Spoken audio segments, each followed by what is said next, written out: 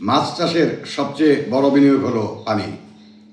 আপনি অনেক দামি মাছের পোনা ছাড়লেন, ভালো খাবার দিলেন, কিন্তু পুকুরে যদি পানিই না থাকে তবে সব বিনিয়োগই বৃথা। অনেক মৎস্যচাষী অভিযোগ করেন যে বর্ষাকালে পুকুরে যথেষ্ট পরিমাণ পানি থাকে, কিন্তু শীত আসতেই পুকুর শুকিয়ে মরুভূমি হয়ে যায়। আজ আমরা শুধু সমস্যা নয়, সিভিল ইঞ্জিনিয়ারিংয়ের ভাষায় এর 3টি স্থায়ী এবং বৈজ্ঞানিক সমাধান নিয়ে আলোচনা করব। নাহমাদুহু ওয়া নুসাল্লি আলা রাসূলিহিল কারীম। সম্মানিত দর্শক শ্রোতা, আসসালামু আলাইকুম ওয়া রাহমাতুল্লাহ। পানি কেন চলে যায়? পানি প্রধানত দুটি উপায়ে পুকুর থেকে হারিয়ে যায়, যেমন পার্কুলেশন এবং সিপেজ।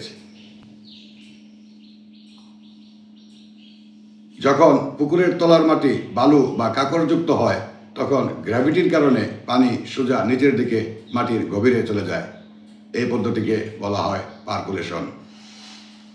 আর যখন পুকুরের পাড় দিয়ে পানি চুইয়ে চুইয়ে পাশের নিচু জমিতে বা অন্য কোনো জলাশয়ে চলে যায়, সেটাকে বলা হয় সিপেজ। তো এই সমস্যা সমাধানে আপনাকে মাটির বাস্তবতা একটু বুঝে নিতে হবে।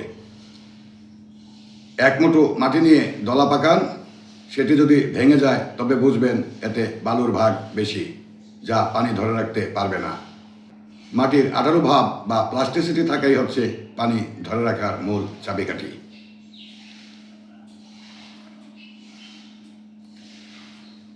এখন আসি সমাধানে।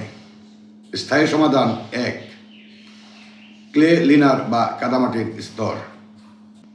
যদি আপনার পুকুরের মাটি বেলে হয়, তবে আপনাকে অন্তত 1 ফুট পুরু আঠালো কাদামাটির একটি ব্ল্যাঙ্কেট বা আস্তরণ তৈরি করতে হবে।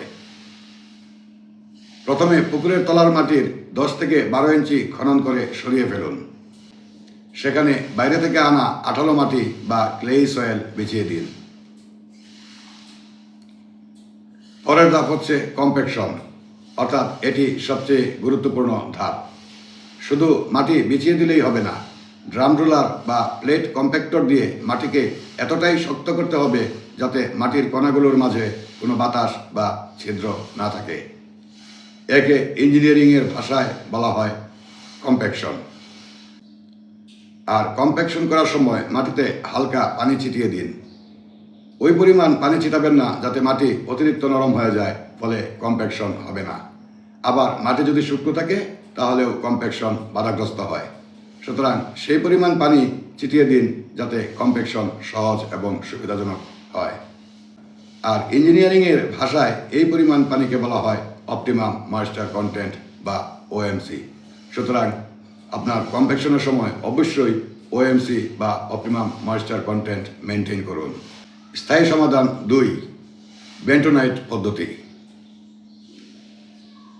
যাদের এলাকায় ভালো কাদামাটি পাওয়া কঠিন, তাদের জন্য আধুনিক সমাধান হলো বেন্টোনাইট।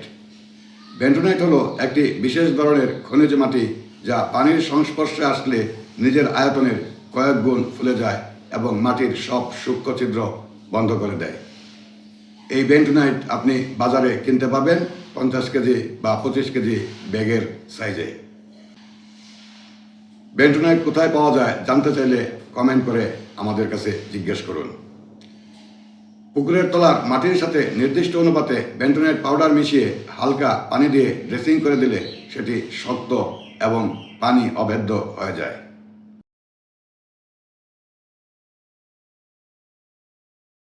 স্থায়ী সমাধান 3, জিওমেমব্রেন বা প্লাস্টিক লাইনিং।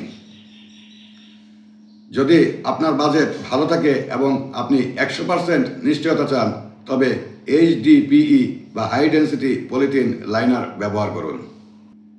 এটি বিছিয়ে দিলে মাটির গুণাগুণ যেমনই হোক না কেন 1 ফোঁটা পানিও নিচে যাবে না। এই পদ্ধতিতে পুকুরের তলায় কাদা হয় কম এবং সেই জন্য মাছের রোগবালাই কম হয় এবং অ্যামোনিয়া গ্যাস হওয়ার সম্ভাবনা একদম কমে যায়। এমনিতেও যাদের পুকুরে কাদার কারণে বা অ্যামোনিয়া গ্যাসের কারণে মাছ বড় হচ্ছে না বা মাছ মারা যাচ্ছে, তারা এই পদ্ধতি ব্যবহার করে উপকৃত হতে পারেন।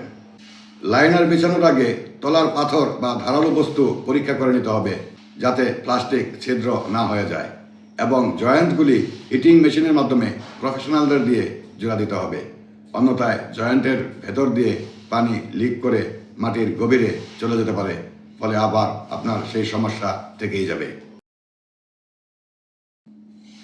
কোর ওয়াল প্রযুক্তি। পার দিয়ে পানি বের হওয়া বন্ধ করতে পাড়ের মাঝ বরাবর একটি ড্রেন বা গর্ত করে মাটি কেটে নিন। অন্তত 3-4 ফুট গভীর করে মাটি সরিয়ে ফেলে একটি নালা তৈরি করুন এবং সেখানে অতিমাত্রায় আঠালো মাটি বা ক্লে সয়েল দিয়ে ভরাট করে দিন। একে বলা হয় কোর ওয়াল। এটি আপনার পানির জন্য একটি অদৃশ্য বাঁধ হিসাবে কাজ করবে, যা সিপেজকে বন্ধ করে দেবে। পুকুর খনন বা সংস্কারের আগে মাটির সয়েল টেস্ট করা কতটা জরুরি তা নিশ্চয়ই এতক্ষণে আপনারা বুঝে গেছেন। আপনার প্রকল্পের আয়তন এবং বাজেটের উপর ভিত্তি করে এই পদ্ধতিগুলির মধ্যে কোনটি সেরা হবে তা জানতে বিশেষজ্ঞ ইঞ্জিনিয়ারের পরামর্শ নিন। আপনার যদি কোনো নির্দিষ্ট সমস্যা থাকে তবে সেটি বিস্তারিত লিখে কমেন্ট করুন। আমাদের টিমের কেউ আপনাকে টেকনিক্যাল সলিউশন দিয়ে সাহায্য করবে। ভিডিওটি তথ্যবহুল মনে হলে শেয়ার করতে ভুলবেন না। আর এ ধরনের আরও টেকনিক্যাল ভিডিও দেখতে চাইলে আমাদের সাথেই থাকুন, অর্থাৎ চ্যানেলটিকে সাবস্ক্রাইব করে রাখুন। তো সম্মানিত দর্শক শ্রোতা, আজকে এ পর্যন্তই। দেখা হচ্ছে পরবর্তীতে অন্য কোনো ভিডিওতে, অন্য কোনো বিষয় নিয়ে, অন্য কোনো সময়। ততক্ষণ পর্যন্ত ভালো থাকুন, সুস্থ থাকুন। আল্লাহ হাফেজ। আসসালামু আলাইকুম ওয়া রাহমাতুল্লাহ।